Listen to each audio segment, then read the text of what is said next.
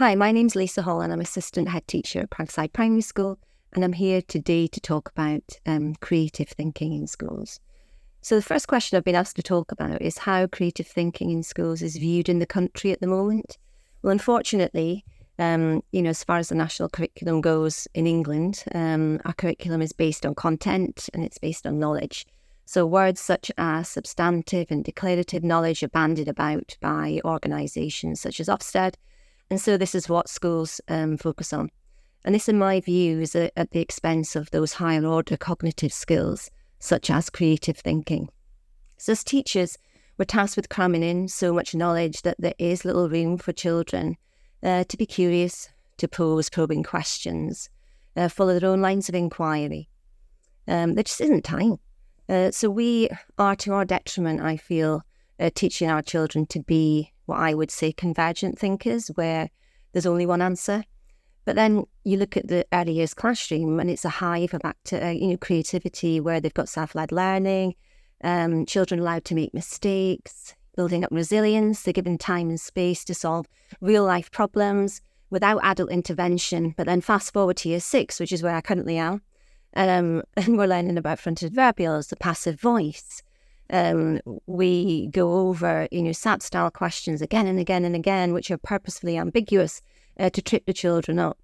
So really, I think it's time we did step back and took a hard look at our education system and what it is that those who govern choose to prioritise. So second question is to explain why creative thinking in my school is important. Well, I believe creativity fosters mental growth in children. It provides them opportunities for trying out new ideas, developing new ways of thinking, problem solving. And yes, knowledge is important, but if the children don't know what to do with that knowledge, then, what's the point? They need to be able to make connections. So being human, I think, is what creativity really is all about. And if we're to educate our children and prepare them for the unknown future labour market, I think it's our moral duty to teach creative thinking. And it isn't about coming up with things, ideas out of thin air. It's about teaching invaluable real-world skills that will help young children to flourish.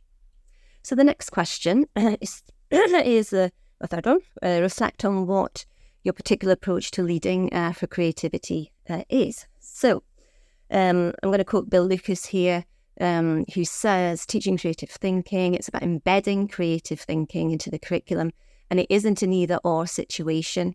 And creativity does run alongside subject disciplines as well as being interdisciplinary as well. So this was a key message that I communicated to our staff when we first started our creative thinking journey. So staff buy-in for this is key when introducing something novel. I needed to make sure that staff knew I wasn't asking them to do something else, so add to their workload, and they had to see the merit in it too. So I wanted staff to see that I wouldn't make them do anything that I wasn't prepared to do myself. So this is where research is key, and it does continue to be central to my sort of leadership on creative thinking and leadership in general. So allowing staff, I feel, time to further their own professional learning is vitally important. I'm also lucky enough to have a team around creativity. So the team itself consists of staff across the school, so from all key stages, and this is vital. So having pockets of creative thinking in school is great, but having creative thinking ripple out across the entire school is even better. So staff are in place where they can support their colleagues in each of those key stages. And also think, pardon me, that having all stakeholders involved is really important as well. So when leading for creativity, you need to get that message out there.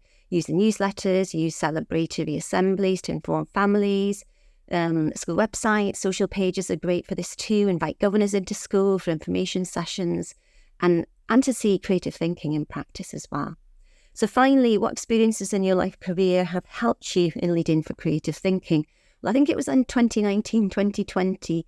At that time, I was sort of arts and culture ambassador for the school and attended a conference in Durham. And it was to look at the findings of the Durham Commission on Creativity in Education. So this for me was a really inspiring day with guest speakers advocating, for the importance of creativity across all subject areas. So then fast forward to 2021, and then my school was lucky enough to be invited to be part of the North East Creativity Collaborative in the North East. So being part of the collaborative has really helped to deepen my understanding of creativity. Like many others, prior to being part of the pilot project, I kind of thought creativity existed solely in the parameters of the creative arts. And similarly, I only really associated a kind of imagination with creativity. I now know a lot better. So since being part of the project, it's really opened my eyes to what creativity is and what creative thinking is. Through understanding the creative habits of mind and the sub-habits, I now realise that creativity is part of being human, that without creativity, we wouldn't have those novel ideas. We wouldn't have the iPhone that everybody has these days. Electric cars would be something that would be in a futuristic world. So having access to current research and developing professional learning communities where aspects of creativity are explored and openly challenged has undoubtedly strengthened my ability to lead in this area. Okay, thank you.